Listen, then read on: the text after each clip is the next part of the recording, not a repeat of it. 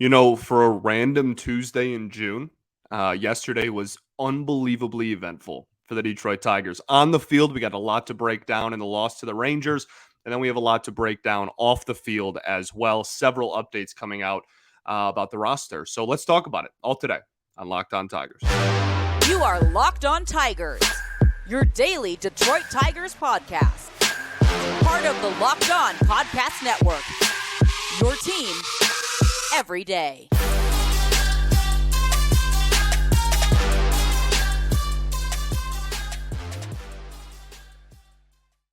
What is up, everybody? Welcome back to another edition of Locked On Tigers. I am, of course, your host, Scott Bentley. Today is Wednesday, June 28th, 2023. Thank you so much for making Locked On Tigers your first listen every single day. We are free and available wherever you get your podcasts, including YouTube, part of the Locked On Podcast Network, your team every day. Today's episode is brought to you by Game Time.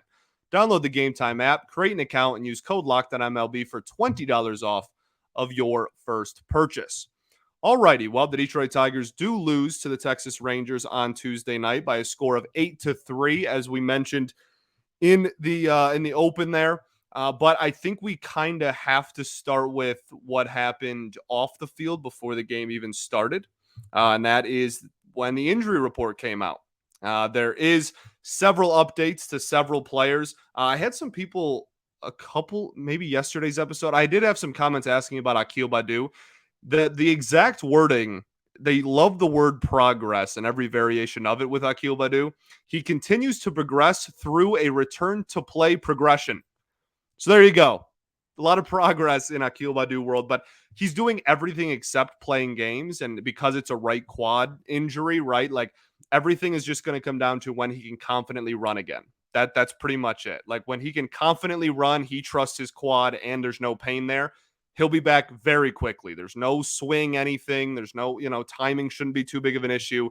Like it's nothing to do with that. It's literally just running. So we'll keep an eye on that. No rehab assignment for him yet, though. Bo Brisky is on a rehab assignment with Toledo. Alex Faedo through a live bullpen session. Riley Green continues to do what Riley Green's been doing. I think he's also progressing through a return to play progression. Same boat. Nothing with the swing. It's all in the legs, right? Just comes down to when he can run at full health again. Casey Mize throwing a bullpen session on Wednesday. Today, as you're listening to this, Eduardo Rodriguez scheduled to start a rehab assignment with AAA Toledo on June 29th. Boom, boom, boom. Fantastic news there regarding Eduardo Rodriguez. So, yeah, by the end of the week, he will be rehabbing in Toledo. Fantastic thumbs up there. Tarek Skubal scheduled to make a rehab start with Toledo on Wednesday, today as you're listening to this. Spencer Turnbull continues doing whatever the heck Spencer Turnbull's been doing. I don't even want to go into that again. Will Vest has been put on the 15-day IL. He got hurt on Monday night's game, as you all remember. He has a right lower leg strain. Starting off on the 15, undergoing further evaluation. They haven't even started really a program or anything for him yet. So we'll keep an eye on that. And then Trey Winginter is also in AAA Toledo. Could be a candidate to get called up as more and more pitchers just keep dropping like flies. Winginter could kind of have a fast track back to the pen here. Okay, so that leaves the only other one, which is the biggest news of the day, and that is that Matthew Boyd, very unfortunately, will have to undergo Tommy John surgery. It sucks. Really sucks. I hate injuries. I don't like using the word hate. I hate injuries. Especially when it's to one of the best human beings to step on a baseball field in Matthew Boyd. Great person.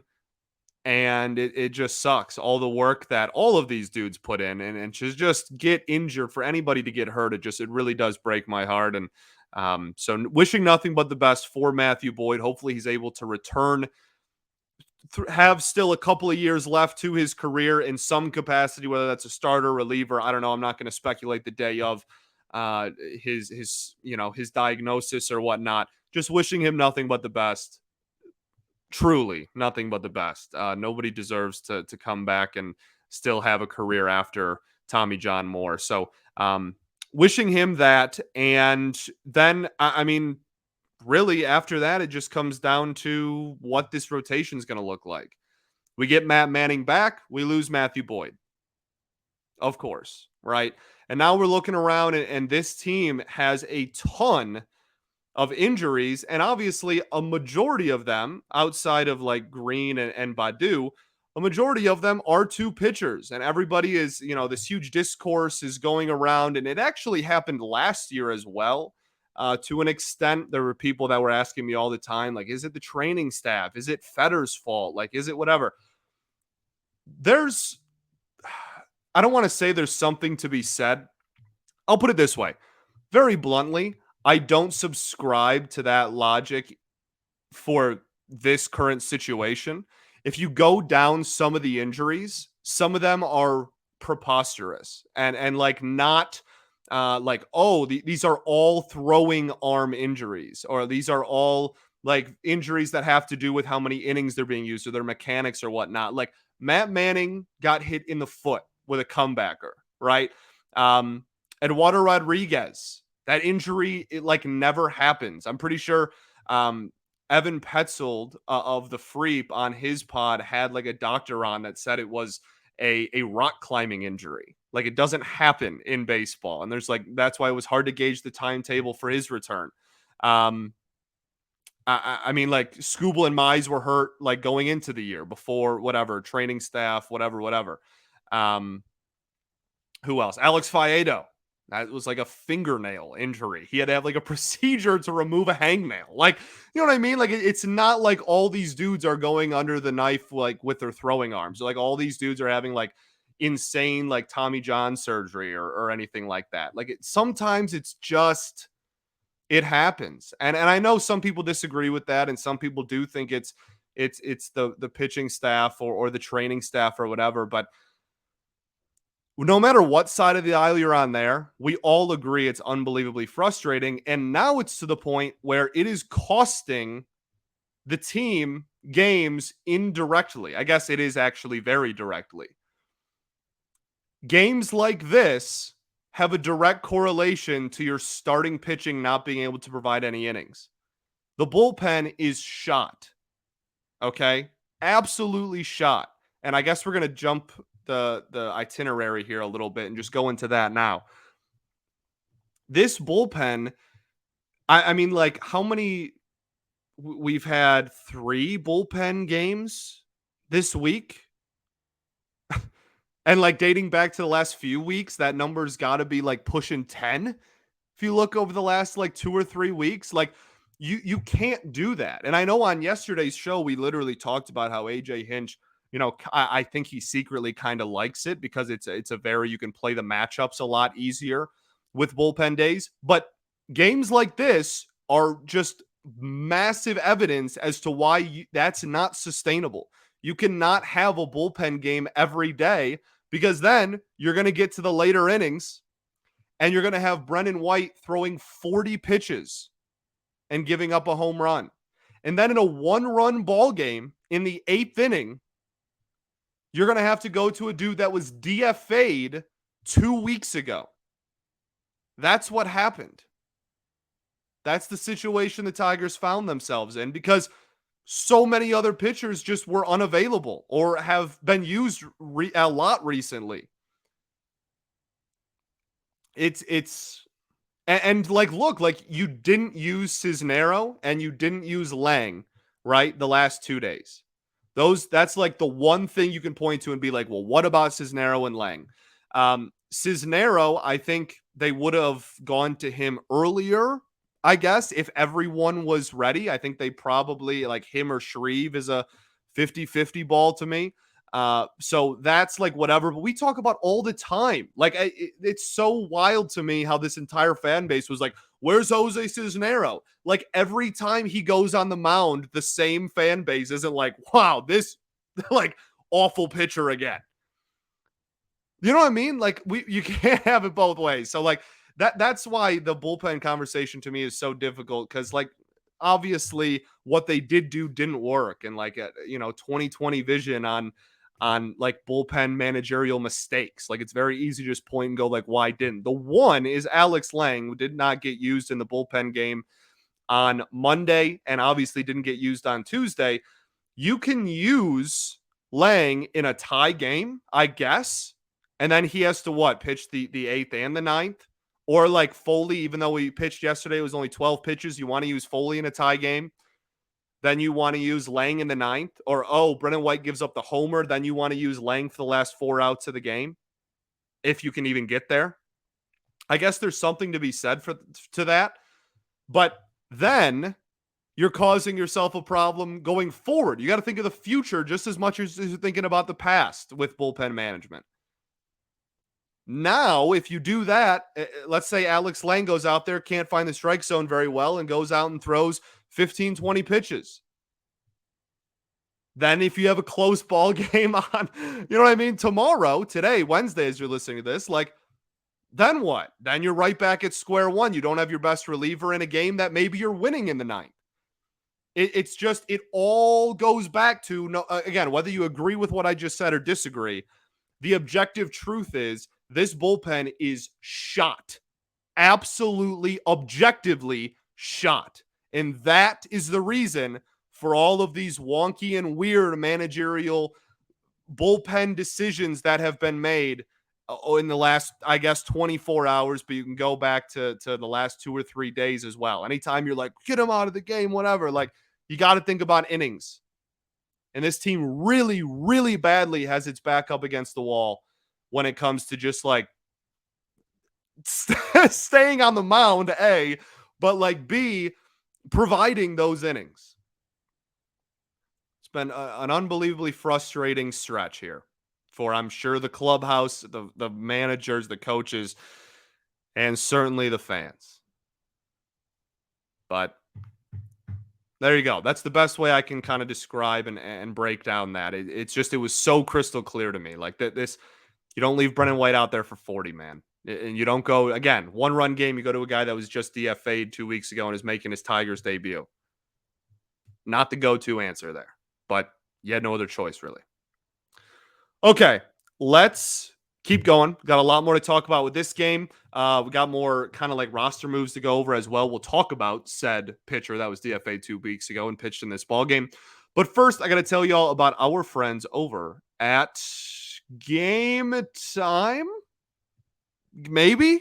No? Yeah, Game Time. Game Time is the definition of clutch. They are the best. You can forget planning months in advance. They have tickets on deals right up to the day of the event. You can get exclusive flash deals on tickets for football, basketball, baseball, concerts, comedy, theater, and so much more. The Game Time guarantee means you'll get the best price if you find tickets in the same section or row for less. Game Time will credit you 110% of the difference. Get images of your seat before you buy so you know exactly what to expect when you arrive. Buy tickets in a matter of seconds, just 2 taps, and you're all set. Tickets are sent directly to your phone, so you never have to dig through your email. Download the Game Time app, create an account, and use code LOCKEDONMLB for $20 off of your first purchase. Terms apply. Again, create an account, redeem code LOCKEDONMLB for $20 off. Download Game Time today. Last-minute tickets, lowest price, guaranteed. Alrighty, everybody. Welcome back here. Segment 2 of Locked On Tigers. I appreciate you all for tuning in. Thank you for making us your first listen every single day. Shout out to the everydayers that do tune in every day. We'll be back tomorrow recapping Game 3 of this 4-game set against the Texas Rangers. Okay, so the only other thing I want to say is regarding Chasen Shreve, because this fan base was very, very upset with Chasen Shreve after this outing. I understand it's very easy to point to the reliever that blows the game and just say you're awful. That's Chasen Shreve. I don't know if you all are aware of this, and I don't think I've said this stat on here. Chasen Shreve going into this ball game. Okay, so it's probably over 2 now, but going into Tuesday night's ball game since May 1st has a 1.9 ERA. Right? And again, that's not me endorsing for him to be like the closer or saying that like he's great in high leverage. I'm saying that AJ Hinch has used him very, very well. The same way that I talk about how AJ Hinch has used Tyler Holton, and et cetera, right? So Chasen Shreve is not some like dumpster. He's not some like garbage can. The 2 RBIs, the 2 hits in the inning, they were both like at the batter's ankles. And they were both bloops that had like under 75 mile-an-hour exit velocities that just like found grass. The second baseman was shifted on one. If he was playing straight up, it would have been an out. Like it wasn't like he got tagged and was making horrible pitches and whatever. Not that they were uber great pitches either. I'm not trying to say, again, no part of this is me saying that Chasen Shreve is like some high leverage great reliever either. I think his ERA is around like 4.2, and that's because his ERA in April was dang near 8. Like he has he will give up some runs. I think his ERA probably won't dip below 4 the remainder of the year, but like acting like he's like awful and why does AJ ever put him out there and he's just so terrible. Like, again, sub 2 ERA in like almost 2 full months of baseball now. Like 20 appearances of sub 2 ERA ball going into this ball game. Okay, done talking about the pen. I think just really rocking a hard play situation. They need to find innings. They need it pretty desperately. We'll see what happens. They need innings from starters to relieve some of the pressure off of how taxed this pen is. Let's talk about the, I guess we can just continue the bullpen conversation, talk about the newest member of the Detroit Tigers. He unfortunately made his debut in this game and did not do very well. But Anthony Masiewicz, I believe is the pronunciation. If it's not, I apologize. I'm not very good with last names. But he was claimed by the Tigers a couple of weeks ago in June. We might have mentioned it for like 2 seconds on a show. So yeah, like I tweeted out his numbers. He's a left-handed pitcher, 4.5 career ERA and over 100 innings. His fastball, you saw it in this game, sits around 92, 93. He's got a big loopy curveball that when it's in the dirt, gets a lot of swings and misses. The problem is, and you saw it firsthand in this outing, he also, throughout his career, has gotten hit very, very hard. His hard hit rate is very high throughout his career. And in this game, he hung like every single curveball he threw. I don't know if it was nerves, just not a very well-executed outing, whatever it was, just didn't have it in this game. So we'll see. I mean, I doubt that he's like a long-term piece to this bullpen. I don't expect him to probably, to be honest, even make it through like maybe even the All-Star break, to be honest with you, but we'll see. I mean, he's had some decent years in the past, nothing fantastic, again, like an ERA of just over 4.5. He's not anything super, super amazing, but we'll see. I mean, Tyler Holton got DFA'd and has been great this year too. So we'll see how it plays out, but outing one was not good. Everything was right down the middle and every breaking ball was hung. Just didn't have it in this one. Okay, now we're done with the bullpen. Let's talk about the offense. Jump back up in the itinerary, back up to here. The offense in this ball game really, really frustrated me to no end. They scored 2 runs in the second inning. It's all via singles. They're just hitting a bunch of singles up the middle, over the shortstop's head, whatever. And Tyler Nevin, obviously in his first at bat, since getting, since the was it his first at bat? And I think that's a lie. Anyway, first at bat of this game. Yeah. How many episodes ago did he get called up? Time is a myth. So anyway, Tyler Nevin gets an RBI single and everybody makes a bunch of jokes. Very funny, obviously. Again, I'd love nothing more for him to have like an 1,000 OPS and just go on a tear and prove everybody wrong. But he gets the start. And the thing that frustrated me about that was no Kerry Carpenter again. I'm really tired of it. I know I just complimented AJ's bullpen management. And I know that a lot of people disagree with that in this game and just don't even care about the taxed bullpen and are just like, no, he's awful he was awful today. That's fine. We can disagree on that. We can all agree, right? This is where we can hold hands and harmonize. I find it unbelievable that Kerry Carpenter just can't get an at bat against a lefty. It's miraculous to me. And just as miraculous, it's so tough. It's difficult because if Miguel Cabrera still had a 450 OPS, I'd just be like, you know what? Kerry Carpenter, anytime he plays, just make him the DH, right?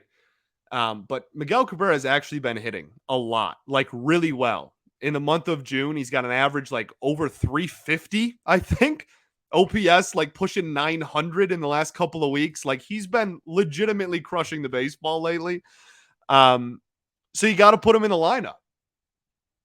And the downside to that means Kerry Carpenter has to play defense. And that's really is a downside because as much as I want Kerry Carpenter to be in the lineup every night, it's really difficult when every time the ball is hit to him, it's a toss-up, man. Like he is a so far has been a legitimate liability out in left field. And he's proved a lot of people wrong in his career. I have no doubt that he has the ability to put in some work and become a better defender. But as it stands on June 27th, I mean, he's borderline unplayable in the field at the moment. And that's really unfortunate, again, because I want his bat in the lineup every single night. Righty, lefty, I don't even care at the moment. He's comfortably the best hitter on your team. Put him out there. And I think that might have something to do with it just when creating matchups. I still disagree with it, though, immensely. The other thing that really confused me and made me upset, and then when he got the RBI made me laugh, was Tyler Nevin played left field. Did you hear me? We called him up when our third baseman got hurt over a corner outfielder in Parker Meadows who's been crushing the baseball. And in his first game, he played left field.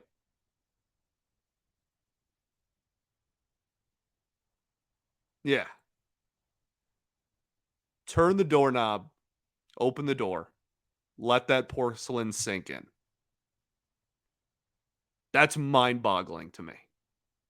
Genuinely. I was kind of at a loss for words. And like, look, they think that Nevin is going to be a better option against we face a lot of lefties this week, and they think that Nevin's going to be a better option than all the other options they had to replace Maton because of that. Nevin with a 146 average and a 437 OPS. They thought he'd be better against the lefties that we face. But it's just really a salt in the wound when you throw him in left field in his first game. Golly. All right. Let's keep the ball rolling. We got I want to talk about Matt Manning. I thought that we can kind of end on a positive note there. Okay. We'll talk about that right after I tell you all about our friends over at Margs. This episode is brought to you by Margs sparkling margaritas. Look, you guys know I love a good drink, and I've been trying to find a replacement to the typical White Claws and High Noons. Thank goodness I stumbled upon Margs. The refreshing, ready-to-drink, sparkling margaritas have officially become my go-to cocktail. Crafted with real Blanco tequila, Margs are clean, crisp, and genuinely taste so good. They've got 5 unique flavors, so there's something for everyone to enjoy. I love these the most when I'm kicking back after work, watching a game on the weekends, or just hanging with friends. This summer, I can't wait to continue to pack my cooler with Margs for backyard barbecues, boat trips, days at the beach, etc. They're the drink of summer. There's no doubt about it. And also, when looking ahead at the fall, they're going to be the tailgate drink of fall as well. So visit sipmargs.com now to find a retailer near you. That's SIPMARGS.com to find a retailer near you. You must be 21 and over to enjoy. Cheers, and please drink responsibly. All right, everybody, welcome back here. Third and final segment of Locked On Tigers. I appreciate y'all for tuning in. Okay, so offensively, I mean, Miggy with another hit. Jonathan Scope had a hard hit ball. Jake Rogers with a walk and 2 strikeouts. Very on brand. Andy Ibanez 0 for. Torkelson hits a homer. That we should talk about that really quickly. Matt Vierling 0 for. Javi with 1 hit. There's everybody. Okay. Spencer Torkelson hits a home run. He goes 1 for 4. His strikeout in this game was a brutal at bat. Like, he took a 96-mile-an-hour fastball that could not have been more down the middle for the first pitch. Then he swung at a fastball low and away, and then he took a fastball up and in on the black. Like, just is clearly going through it at the moment. I did think it was kind of funny how like he hit the homer, and I mean rightfully so. A lot of people get fired up, and I was fired up. Tie ball game. He breaks out of a slump, laser of a homer, great swing, 104 off the bat, beautiful piece of hitting. But it's just really funny to like everybody's oh like yeah he showed you and everything. It's like, well, you know I think we're all aware that he has the ability to hit 104-mile-an-hour exit velo home runs once in a blue moon. I think everyone's looking for a little bit more sustained success. I don't think this was like a oh, he snapped out of it, like look, he's gonna get like hot again. Like that's not guaranteed. We've seen this movie before. So very excited for in the setting of the game. I was very excited because again, tie ball game late. I thought we gave ourselves a chance to win it there before the bullpen imploded in the eighth. But as far as like, oh, we hit a homer, does that mean like Torque is here? Like, no, like we got a long way to go before that's going to be said out loud. He still like has 4 or 5 hits in the last like 2 weeks of baseball. Still got needs to go on a heater for a little bit more. But certainly a great swing, certainly a great piece of hitting, and we hope that it can snowball into some momentum. But that in a vacuum is not nothing that's going to make me change my mind about what we've been saying about him for the last couple of weeks. Let's talk Matt Manning. Let's end on a positive. Okay, I thought Matt Manning looked pretty sharp in this ball game. When it was all said and done, he would go 5 2/3, 3 hits, 2 earned runs to his name. But when he exited the game, was it a shutout still? When he exited the game, did Shreve give up all 3 of those? It was might have been 1 run. No, there was 2 men on. He had gotten pulled. Regardless, 2 runs to his name, 4 walks, 4 strikeouts, no home runs. His ERA is now down to 4.15 on the season. Like I said, Shreve gives up at least one of those runs. I honestly can't remember off the top of my head if it was one or both of them. But regardless, the stuff tonight was really good. In classic Matt Manning fashion, and I tweeted this out too, like the fastball was wildly inconsistent as far as velocity goes. His slowest fastball was under 90 miles an hour. It was like 89.8. And then his fastest fastball was over 97 miles an hour. It was 97.3. It's just like, even when he's been healthy, just so far his entire major league career has been that. Some games he goes out there and his fastball tops out at 92, and sometimes he pumps 97, 98 in the 6th inning. And you're like, what is happening? The one thing about Matt Manning that I think goes very, very overlooked is that no matter what velocity his fastball is, it is legitimately a weapon. And we talked about this. You can go back and listen to the Matt Manning player preview. You can go back even to last fall and look at the Matt Manning season recap. We've been on that wave for a while just because all the analytics really support it. When it comes to just like run value, that fastball has been a incredibly valuable pitch. So the run value is way, way negative. And it's been really effective. It all comes down to, on a game-to-game basis, how well he can command it, how well he can locate it. The command in this outing wasn't the best in the world. 4 walks certainly isn't great. More walks than hits. Not something you usually want unless the hit number is really, really low. Kind of a Nolan Ryan-esque stat line there. Not as many strikeouts, obviously. But it all comes down to command. This was his first outing back. But the biggest thing was I thought the stuff looked great. The fastball, like I said, had a lot of called strikes. I think the fastball had a 32, somewhere around there, percent CSW percentage, called strikes plus whiffs percentage. And a majority of the heavy lifting with that was called strikes. So he was doing really well, but he only had 5 whiffs on the outing total. All 5 were on the fastball. So didn't get a single swing and a miss on any secondary pitch. That's been another thing that's been a huge question mark for Matt Manning in his major league career. Like even down in the minors, we were like, hey, this dude's got a legit fastball. It's just a matter of, can he find a 3rd or 4th pitch? The one thing that I liked in it, as far as his secondary goes, was that slider.